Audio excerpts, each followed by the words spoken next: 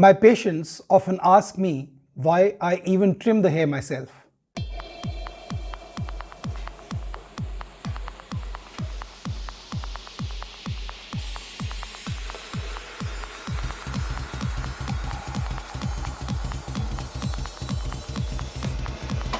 At a time when doctors are getting away by delegating important steps of the procedure to nurses, to technicians, and even others who are not qualified, I continue to do the procedure in the old-fashioned way, when doctors did surgeries themselves.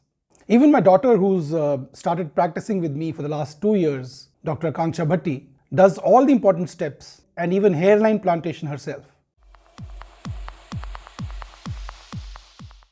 I was taught when I learned hair restoration surgery that all the important steps of the procedure, the hairline design, the trimming of the hair, anesthesia, harvesting of each and every graft, sorting out each and every graft under the microscope, the slit making and part of the hairline should be done by the doctor.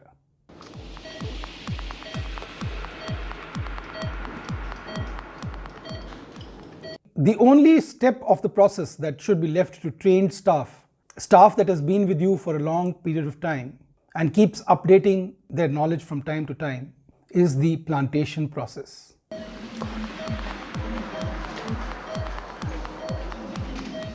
Because plantation is the only part of the procedure which is not surgical. So I will discuss later in this video the importance of the doctor trimming the hair from the recipient as well as the donor areas.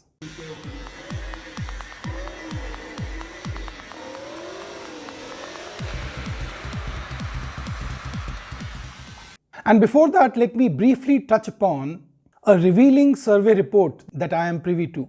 Statistics from a survey conducted by a hair transplant aggregator group who visited 565 hair transplant clinics to gather data.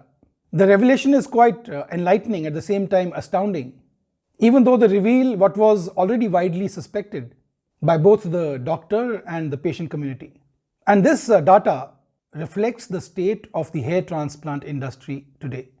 76.3% of the clinics, surprisingly, are not owned by doctors. 87.2% of clinics, which are franchise clinics, are not owned by doctors. 92.3% of the clinics, surprisingly, would not reveal the name of the doctor who would be doing the procedure, leave alone share his or her degree or medical license. 90.5% of clinics did not have permanent staff on their roll, but relied on a pool of free-floating, itinerant technicians and nurses for doing the procedure. 99.5% of the clinics, and this is a very large number, those clinics which were not owned by doctors and stated that doctors would be doing the whole procedure, were not ready to reassure the patient about this claim by allowing them to pay half of the amount after the procedure was over. So coming to the main question, the topic for the day, why I do the trimming of the donor area as well as the recipient area myself.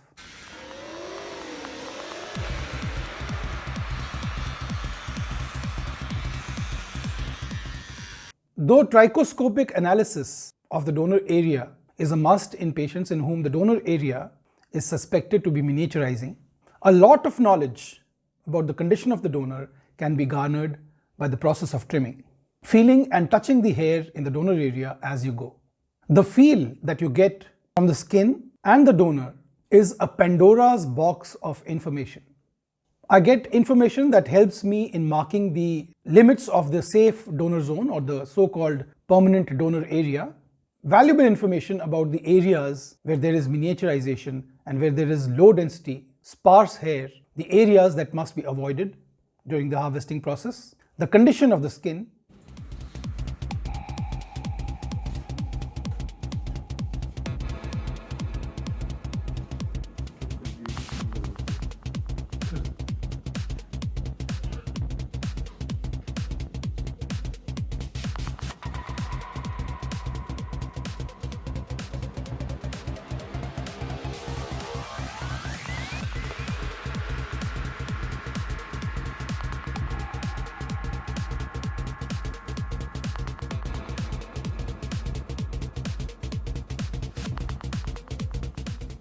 But most importantly, it reassures the patient and allays his anxiety because he's just walked into the clinic.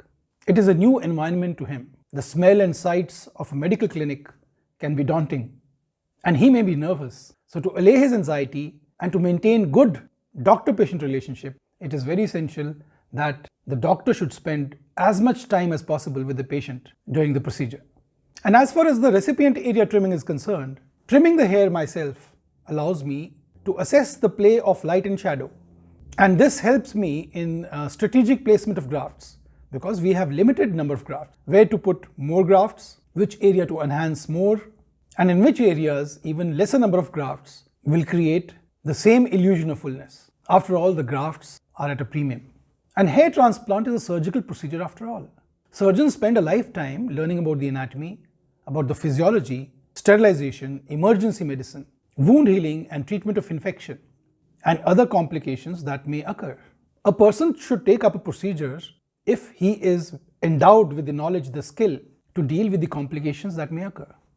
But increasingly, as we see it, you yourself might have seen and realized, the industry norm is going in the direction of allocation of duties only of a supervisory nature to the doctor. The sad thing is that the involvement of the doctor is not even discussed.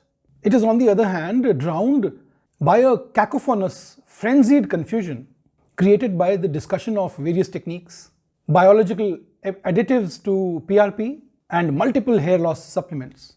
With doctors being slowly and surely being eased out of the field, it is becoming a free-for-all.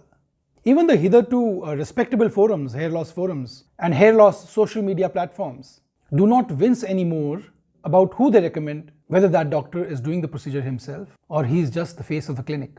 In my clinic, we do one case a day. Why? Because the doctor himself does the procedure. And this is the dictum that we have seldom, if ever, violated.